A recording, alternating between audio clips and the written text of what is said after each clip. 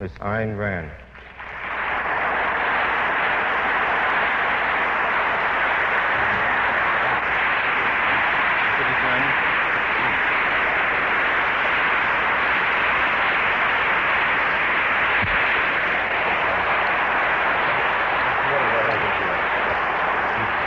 Thank you. Ladies and gentlemen, to begin at the beginning in one's approach to political economy and to the evaluation of various social systems, one must begin by identifying man's nature. That is, those essential characteristics which distinguish him from all other living species. Man's essential characteristic is his rational faculty. Man's mind is his basic means of survival, his only means of gaining knowledge. Man cannot provide for his simplest physical needs without a process of thought. He needs a process of thought to discover how to plant and grow his food or how to make weapons for hunting. He needs a process of thought to discover how to light a fire, how to weave cloth, how to forge tools, how to make a will, how to make an airplane, how to perform an appendectomy, how to produce an electric light, or an electronic tube, or a cyclotron, or a box of matches. Yet his life depends on such knowledge, and only a volitional act of his consciousness, a process of thought, can provide it. A process of thought is an enormously complex process of identification and integration, which only an individual mind can perform. There is no such thing as a collective brain. Men can learn from one another, but learning requires a process of thought on the part of every individual student.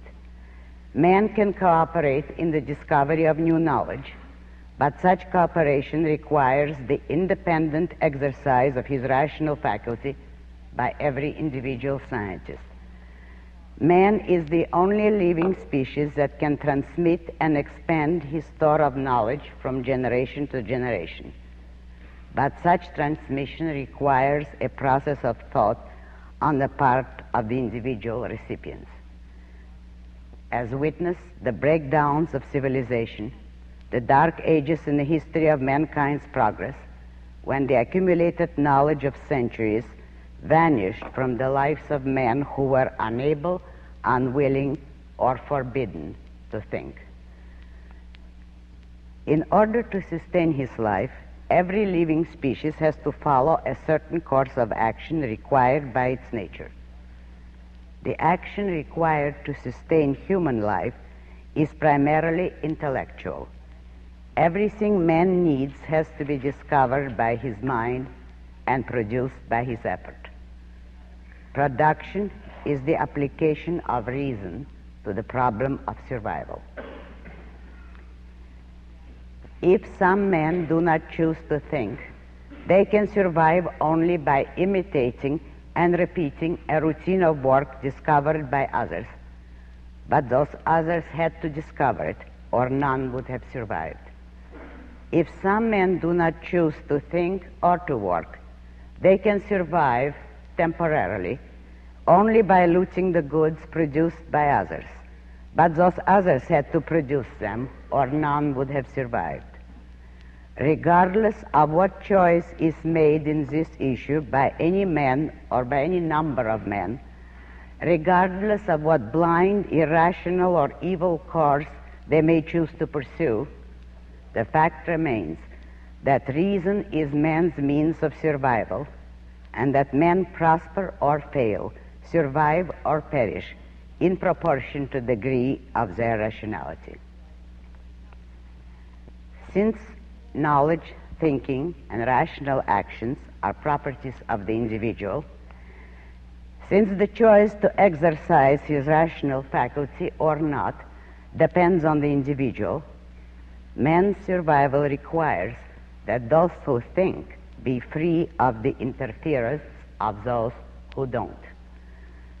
Since men are neither omniscient nor infallible, they must be free to agree or disagree, to cooperate or to pursue their own independent course, each according to his own rational judgment.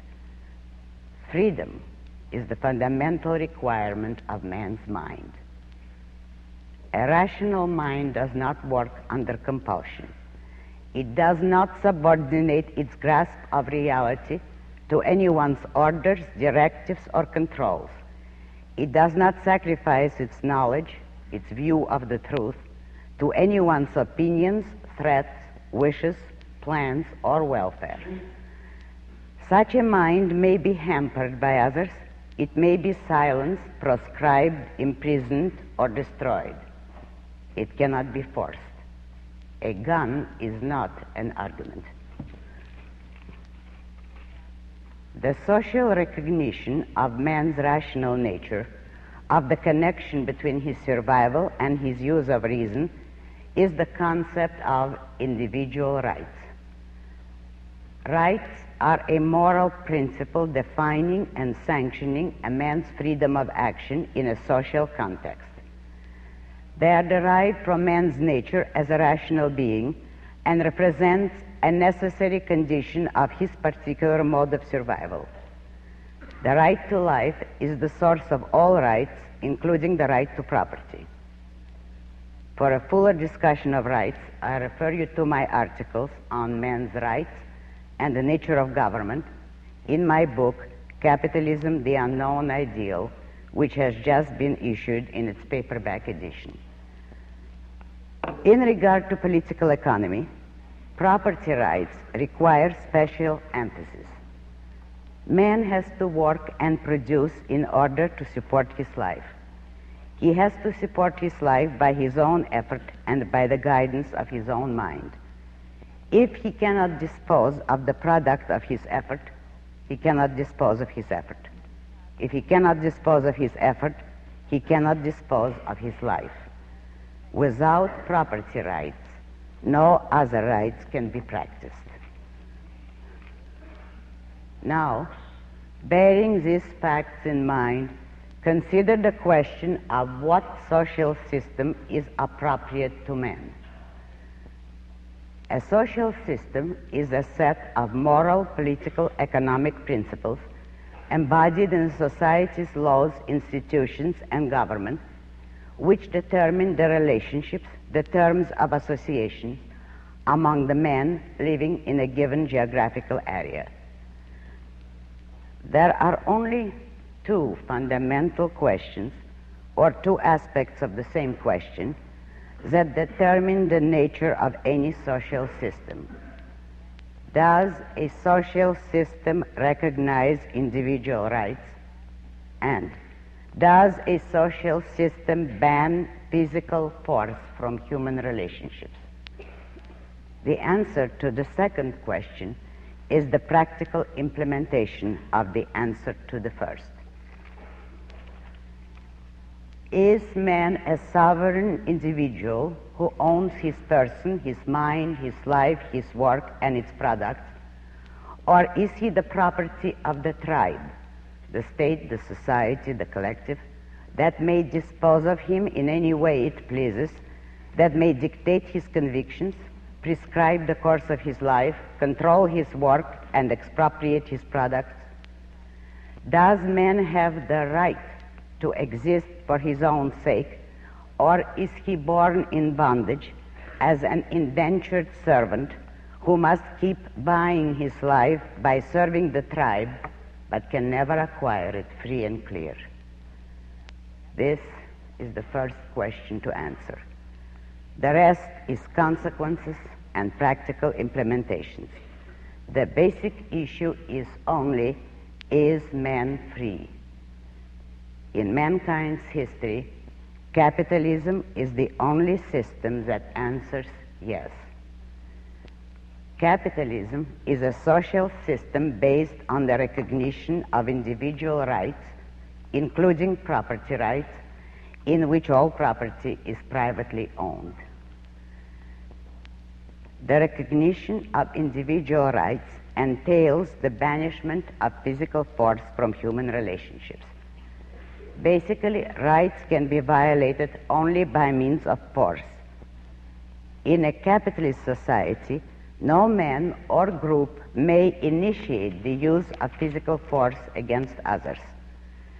The only function of the government in such a society is the task of protecting man's rights, that is, the task of protecting him from physical force.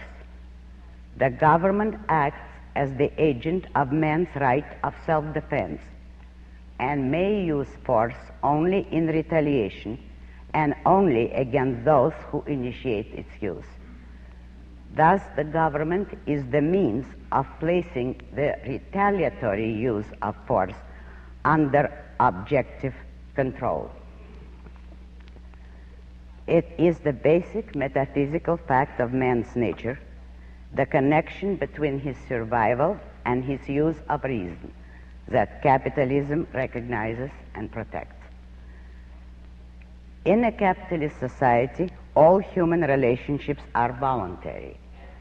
Men are free to cooperate or not, to deal with one another or not, as their own individual judgments, convictions, and interests dictate. They can deal with one another only in terms of and by means of reason, that is, by means of discussion, persuasion, and contractual agreement, by voluntary choice to mutual benefit. The right to agree with others is not a problem in any society. It is the right to disagree that is crucial. It is the institution of private property that protects and implements the right to disagree, and thus keeps the road open to man's most valuable attribute, the creative. This is the cardinal difference between capitalism and any form of collectivism. The moral justification of capitalism does not lie in the altruist claim that it represents the best way to achieve the common good. It is true that capitalism does, if that catchphrase has any meaning, but this is merely a secondary consequence. The moral justification of capitalism lies in the fact that it is the only system consonant with man's rational nature, that it protects man's survival qua man, and that its ruling principle is justice. Every social system is based explicitly or implicitly on some theory of ethics. The tribal notion of the common good has served as the moral justification of most social systems and of all tyrannies in history. The degree of a society's enslavement or freedom corresponded to the degree to which that tribal slogan was invoked or ignored. The common good, or the public interest, is an undefined and undefinable concept. There is no such entity as the tribe or the public. The tribe or the public or society is only a number of individual men. Nothing can be good for the tribe as such. Good and value pertain only to a living organism, to an individual living organism, not to a disembodied aggregate of relationships. When the common good of a society is regarded as something apart from and superior to the individual good of its members, it means that the good of some men takes precedence over the good of others, with those others consigned to the status of sacrificial animals. What makes the victims accepted and permits a society to perpetrate a moral atrocity of that kind? The answer lies in philosophy, in philosophical theories on the nature of moral values. There are, in essence, three schools of thought on the nature of the good: the intrinsic, the subjective, and the objective. The intrinsic theory holds that the good is inherent in certain things or actions as such, regardless of their context and consequences, regardless of any benefit or injuries they may cause to the actors and subjects involved. It is a theory that divorces the concept of good from beneficiaries and the concept of value from valuer and purpose, claiming that the good is good in, by, and of itself. The subjective theory holds that the good bears no relation to the facts of reality, that it is the product of a man's consciousness, created by his feelings, desires, intuitions, or whims, and that it is merely an arbitrary postulate or an emotional commitment. The intrinsic theory holds that the good resides in some sort of reality independent of man's consciousness. The subjective theory holds that the good resides in man's consciousness independent of reality. The objective theory holds that the good is neither an attribute of things in themselves nor of man's emotional states, but an evaluation of the facts of reality by man's consciousness according to a rational standard of value. Rational in this context means derived from the facts of reality and validated by a process of reason. The objective theory holds that the good is an aspect of reality in relation to man, and that it must be discovered, not invented by man. Fundamental to an objective theory of values is the question of value to whom and for what. An objective theory does not permit context dropping or concept stealing.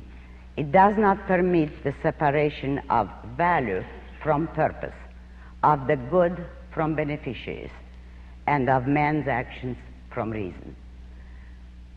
Of all the social systems in mankind's history, capitalism is the only system based on an objective theory of values.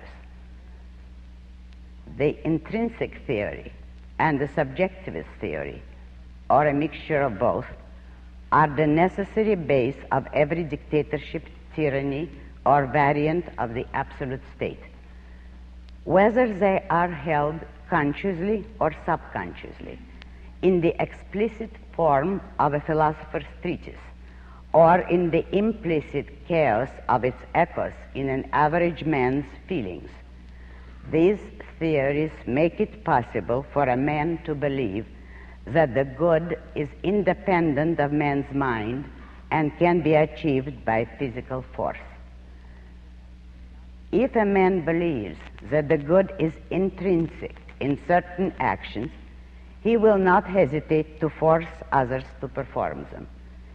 If he believes that the human benefit or injury caused by such actions is of no significance, he will regard a sea of blood as of no significance. If he believes that the beneficiaries of such actions are irrelevant or interchangeable, he will regard wholesale slaughter as his moral duty in the service of a, quote, higher good, unquote. It is the intrinsic theory of values that produces a Robespierre, a Lenin, a Stalin, or a Hitler. It is not an accident that Eichmann was a Kantian.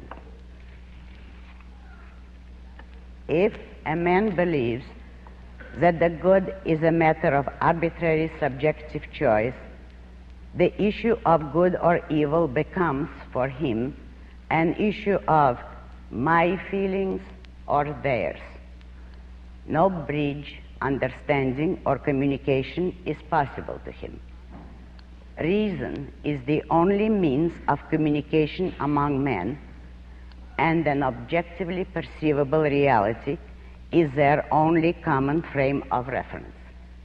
When these are invalidated, that is, held to be irrelevant in the field of morality, force becomes man's only way of dealing with one another.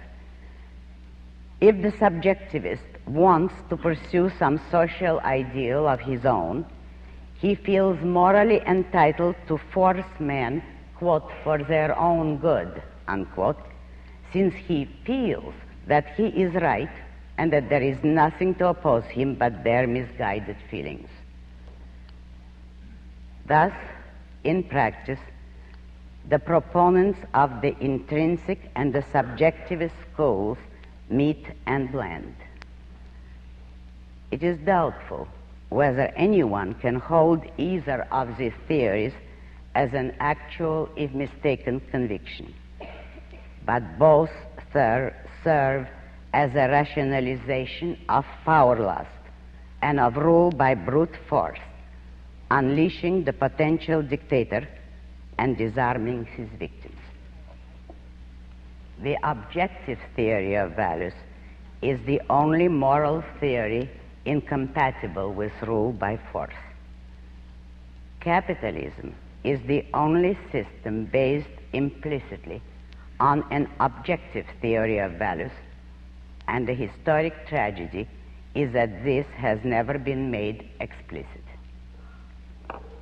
If one knows that the good is objective, that is, determined by the nature of reality, but to be discovered by man's mind, one knows that an attempt to achieve the good by physical force is a monstrous contradiction in terms, which negates morality at its root by destroying man's capacity to recognize the good, that is, his capacity to value.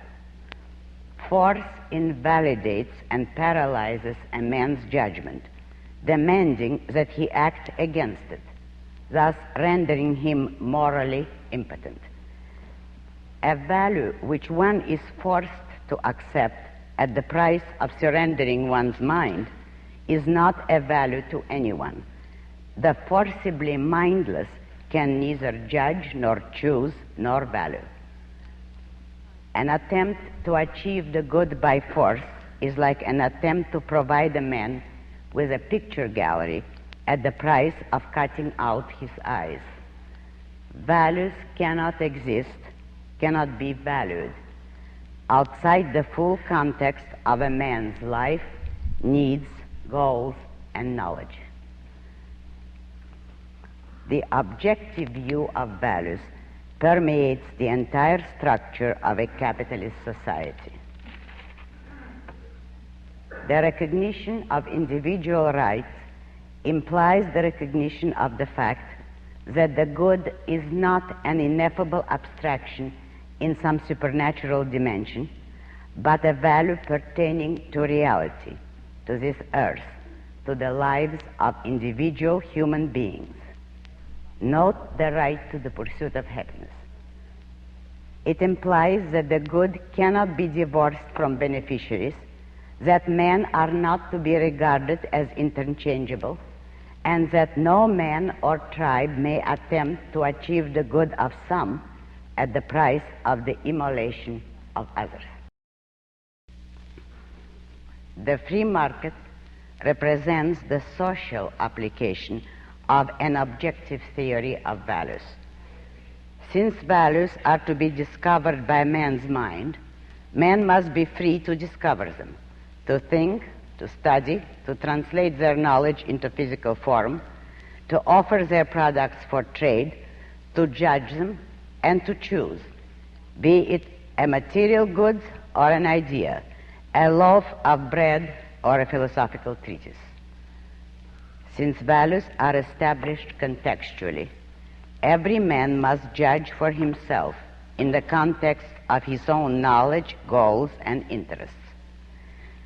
Since values are determined by the nature of reality, it is reality that serves as man's ultimate arbiter. If a man's judgment is right, the rewards are his. If it is wrong, he is his only victim. It is in regard to a free market that the distinction between an intrinsic subjective and objective view of values is particularly important to understand. The market value of a product is not an intrinsic value, not a value in itself hanging in a vacuum. A free market never loses sight of the question of value to whom. And within the broad field of objectivity, the market value of a product does not reflect its philosophically objective value, but only its socially objective value. By philosophically objective, I mean a value estimated from the standpoint of the best possible to man, that is, by the criterion of the most rational mind possessing the greatest knowledge in a given category, in a given period, and in a defined context. Nothing can be estimated in an undefined context. For instance, it can be rationally proved that the airplane is objectively of immeasurably greater value to man at his best, than the bicycle, and that the works of Victor Hugo are objectively of immeasurably greater value than True Confession magazines.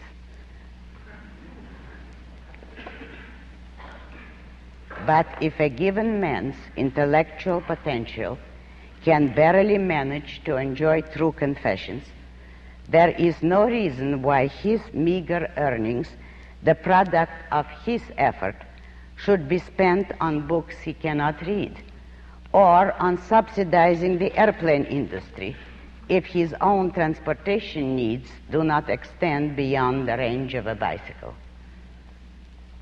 Nor is there any reason why the rest of mankind should be held down to the level of his literary taste, his engineering capacity, and his income. Values are not determined by fiat nor by majority rule. Just as the number of its adherents is not a proof of an idea's truth or falsehood, of an artwork's merit or demerit, of a product's efficacy or inefficacy, so the free market value of goods or services does not necessarily represent their philosophically objective value, but only their socially objective value, that is, the sum of the individual judgments of all the men involved in trade at a given time, the sum of what they valued, each in the context of his own life. Thus, a manufacturer of lipstick may well make a greater fortune than a manufacturer of microscopes, even though it can be rationally demonstrated that microscopes are scientifically more valuable than lipstick. But valuable to whom? A microscope is of no value to a little stenographer struggling to make a living. A lipstick is. A lipstick to her may mean the difference between self-confidence and self-doubt, between glamour and drudgery. This does not mean, however, that the values ruling a free market are subjective. If the stenographer spends all her money on cosmetics and has none left to pay for the use of a microscope, for a visit to the doctor, when she needs it, she learns a better method of budgeting her income. The free market serves as her teacher. She has no way to penalize others for her mistakes. If she budgets rationally, the microscope is always available to serve her own specific needs and no more as far as she is concerned. She is not taxed to support an entire hospital, a research laboratory, or a spaceship's journey to the moon. Within her own productive power, she does pay a part of the cost of scientific achievements when and as she needs them. She has no social duty. Her own life is her only responsibility. And the only thing that the capitalist system requires of her is the thing that nature requires, rationality. That is, that she live and act to the best of her own judgment.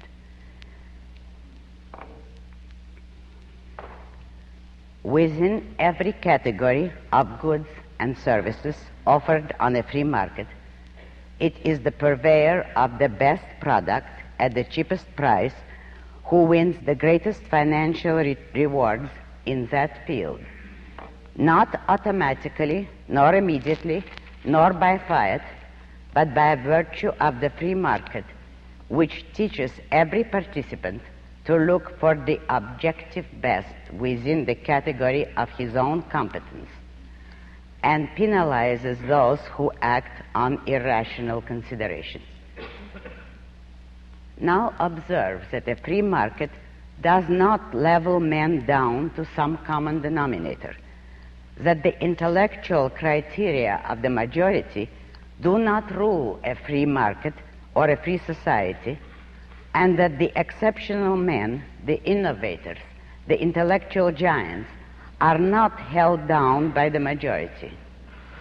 In fact, it is the members of this exceptional minority who lift the whole of a free society to the level of their own achievements, while rising further and ever further. A free market is a continuous process that cannot be held still, an upward process that demands the best, the most rational, of every man and rewards him accordingly. While the majority have barely assimilated the value of the automobile, the creative minority introduces the airplane. The majority learn by demonstration. The minority is free to demonstrate. The philosophically objective value of a new product serves as the teacher for those who are willing to exercise their rational faculty, each to the extent of his ability. Those who are unwilling remain unrewarded, as well as those who aspire to more than their ability produces. The stagnant, the irrational, the subjectivist have no power to stop their betters. The small minority of adults who are unable rather than unwilling to work have to rely on voluntary charity.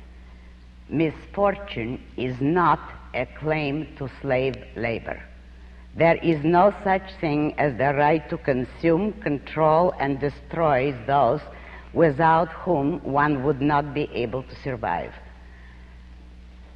As to depressions and mass unemployment, they are not caused by the free market, but by government interference into the economy.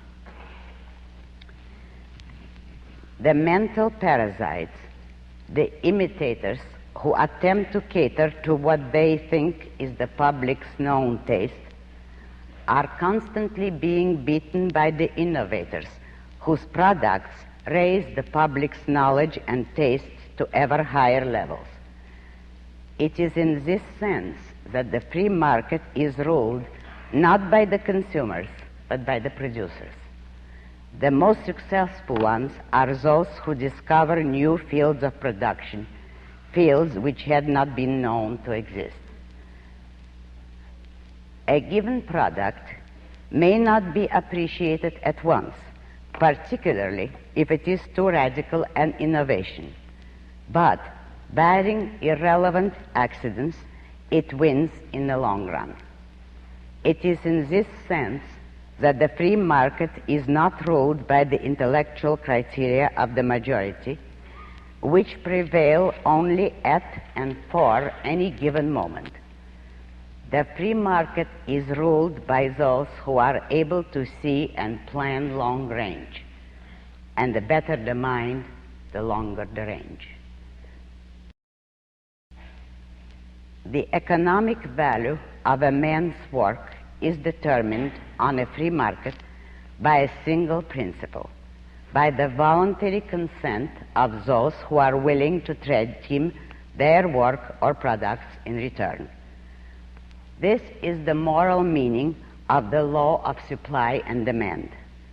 It represents the total rejection of two vicious doctrines, the tribal premise and altruism. It represents the recognition of the fact that man is not the property nor the servant of the tribe, that a man works in order to support his own life, as by his nature he must, that he has to be guided by his own rational self-interest, and if he wants to trade with others, he cannot expect sacrificial victims. That is, he cannot expect to receive values without trading commensurate values in return. The sole criterion of what is commensurate in this context is the free, voluntary, uncoerced judgment of the traders. The magnificent progress achieved by capitalism in a brief span of time, the spectacular improvement in the conditions of man's existence on earth, is a matter of historical record. It is not to be hidden, evaded, or explained away by all the propaganda of capitalism's enemies. But what needs special emphasis is the fact that this progress was achieved by non-sacrificial means. Progress cannot be achieved by forced privations, by squeezing a so-called social surplus out of starving victims. Progress can come only out of individual surplus, that is, from the work, the energy, the creative overabundance of those men whose ability produces more than their personal consumption requires, those who are intellectually and financially able to seek the new, to improve on the known, to move forward. In a capitalist society where such men are free to function and to take their own risks, progress is not a matter of sacrificing to some distant future. It is part of the living present. It is the normal and natural. It is achieved as and while men live and enjoy their lives. Now consider the alternative, the tribal society, where all men throw their efforts, values, ambitions, and goals into a tribal pool or common pot, then wait hungrily at its rim while the leader of a clique of cooks stirs it with a bayonet in one hand and a blank check on all their lives in the other. The most consistent example of such a system is the Union of Socialist Soviet Republics. Half a century ago,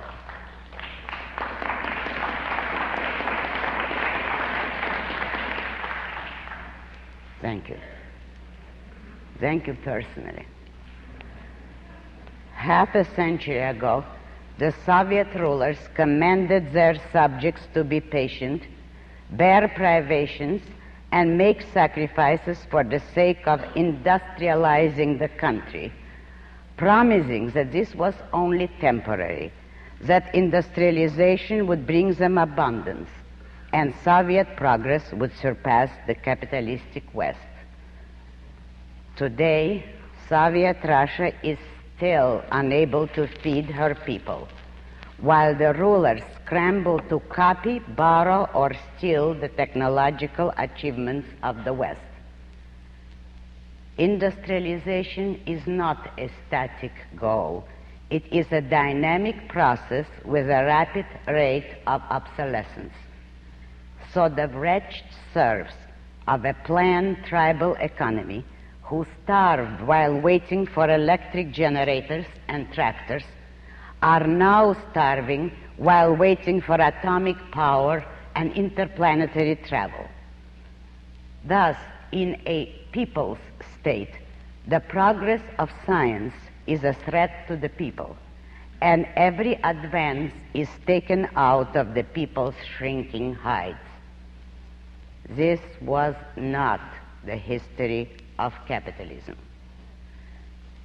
America's abundance was not created by public sacrifices to the common good, but by the productive genius of free men who pursued their own personal interests and the making of their own private fortunes. They did not starve the people to pay for America's industrialization. They gave the people better jobs, higher wages, and cheaper goods with every new machine they invented, with every scientific discovery or technological advance. And thus the whole country was moving forward and profiting, not suffering every step of the way. Do not, however, make the error of reversing cause and effect. The good of the country was made possible precisely by the fact that it was not forced on anyone as a moral goal or duty. It was merely an effect. The cause was a man's right to pursue his own good. It is this right, not its consequences, that represents the moral justification of capitalism. But this right is incompatible with the intrinsic or the subjective theory of values, with the altruist morality and the tribal premise. It is obvious which human attribute one rejects when one rejects objectivity. And in view of capitalism's record, it is obvious against which human attribute the altruist morality and the tribal premise stand united. Against man's mind, against intelligence, particularly against intelligence applied to the problems of human survival, that is, productive ability. While altruism seeks to rob intelligence of its rewards by asserting that the moral duty of the competent is to serve the incompetent and sacrifice themselves to anyone's need, the tribal premise goes a step further. It denies the existence of intelligence and of its role in the production of wealth. It is morally obscene to regard wealth as an anonymous tribal product and to talk about redistributing it. The view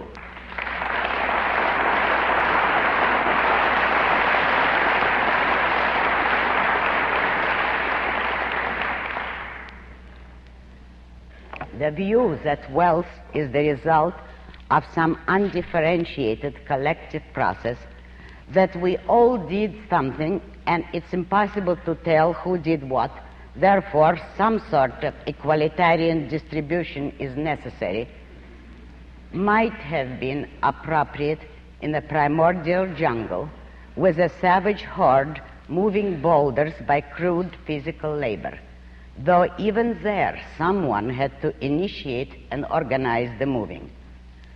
To hold that view in an industrial society where individual achievements are a matter of public record is so crass an evasion that even to give it the benefit of the doubt is an obscenity.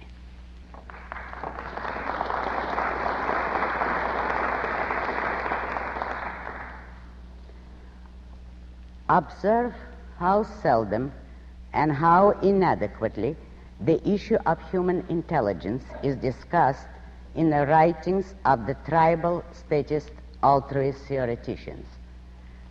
Observe how carefully today's advocates of a mixed economy avoid and evade any mention of intelligence or ability in their approach to political-economic issues, in their claims, demands, and pressure group warfare over the looting of the, quote, total social product, close quote.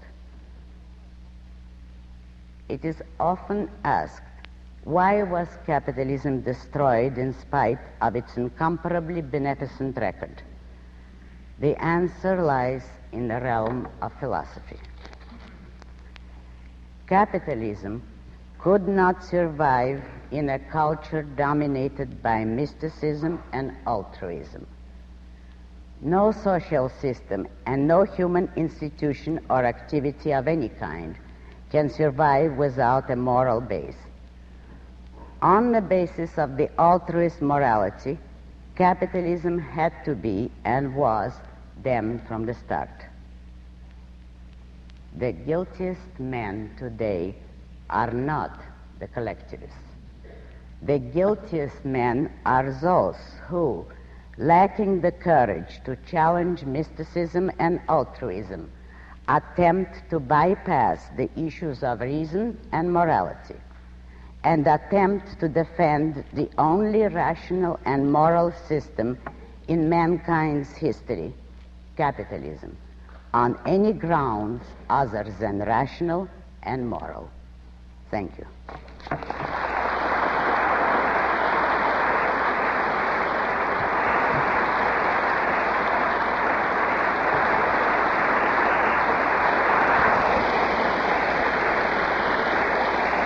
Thank you.